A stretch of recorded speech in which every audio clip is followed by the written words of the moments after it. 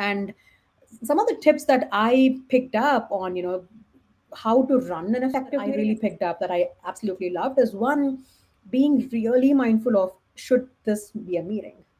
Mm.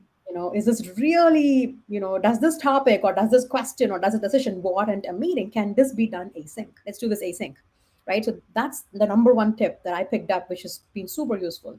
The second is, have every meeting should have a really clear goal, right? Right. In fact, I went to the extent of adding the goal of the meeting in the title. And the next step is the agenda and the pre-read. If Mm. there is no agenda, I decline that meeting. If there is no pre-read, Mm. then I question that meeting. And Mm.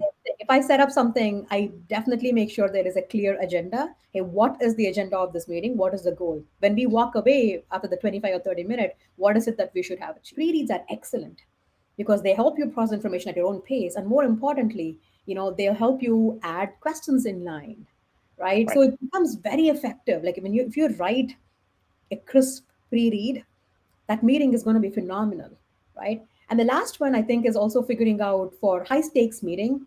And Mm.